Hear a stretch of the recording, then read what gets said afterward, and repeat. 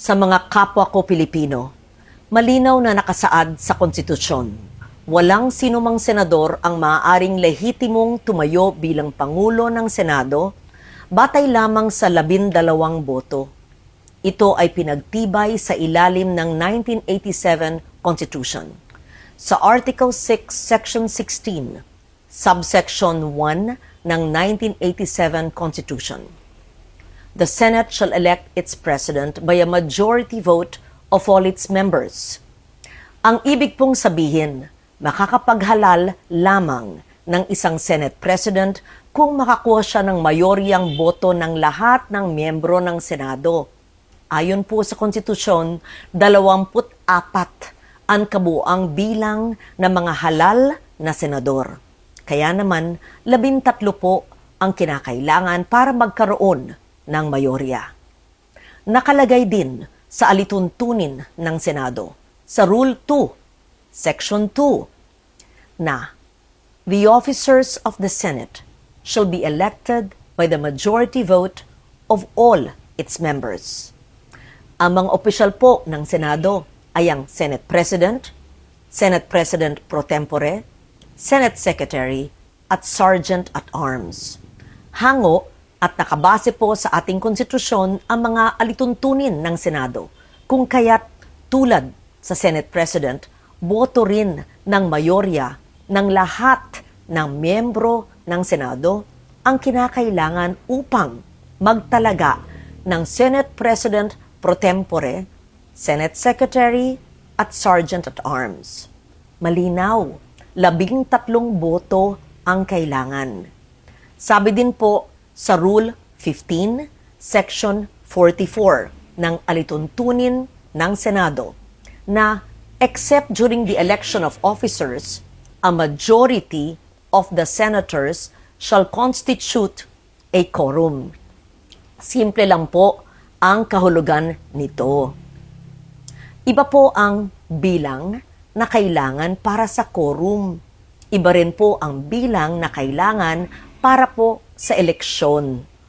Kapag eleksyon po ng mga opisyal ng Senado, kailangan ang mayoryang boto ng lahat ng miyembro ng Senado upang sila'y mahalal.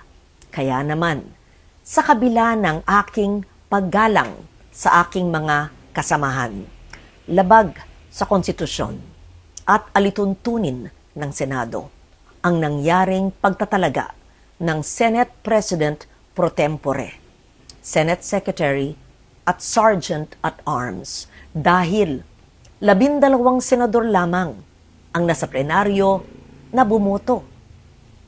Kulang ng 1 boto para masabing mayorya ng lahat ng miyembro ng Senado ang bumoto para sa pagbabago ng liderato. Samantala po, sa chairmanship naman ng mga komite ng Senado, malinaw din ang saligang batas sa ilalim ng Article 6, Section 16, Subsection 2, kung saan sinabi na, a majority of each house shall constitute a quorum to do business.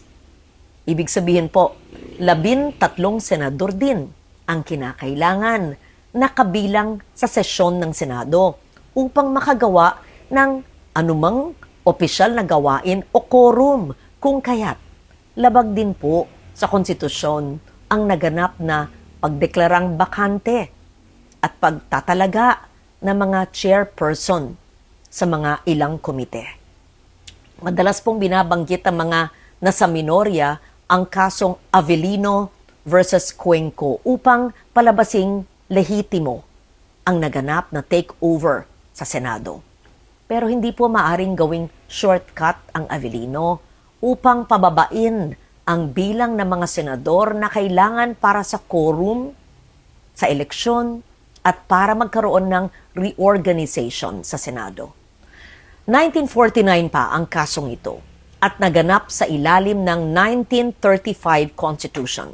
Nagbago na ang ating saligang batas, 1987 Constitution na ang sumasaklaw po sa atin.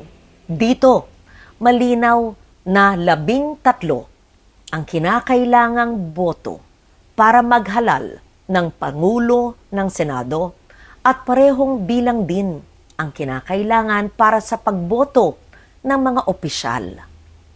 Hindi rin bago ang patakarang ito noong pang 1973 Constitution. Malinaw na ring nakasaad na ang Speaker ng National Assembly ay dapat mahalal sa pamamagitan ng mga mayoryang boto ng lahat ng miyembro. Kung tatanggapin natin na maaring basta-basta na lamang bawasan ang bilang ng mga senador na kinakailangan para sa eleksyon ng mga opisyal at pinuno ng mga komite, malaki ang magiging epekto nito sa operasyon ng mataas na kapulungan. So tuwing may mga senador na nagkakasakit, nasa abroad, pansamantalang wala sa session, na aresto, na detina, at iba pang kadahilanan, maaring gamitin ang dahilan na ito para palaging mag-reorganize ng Senado. Pag nangyari po yun, hindi na representasyon ng taong bayan. Interes at issue ng panahon ang magtatakda kung sino ang nasa mayorya at mga opisyal ng Senado. Ang magiging labanan na lang ay kung sino ang makakapagbawas ng pisikal na presensya ng kabilang panig sa bulwagan. Dapat manatiling representasyon, interes ng nakararami, performance ng bawat isa, at issue ng panahon ang batayan kung sino ang magiging mayorya at pinuno ng Senado.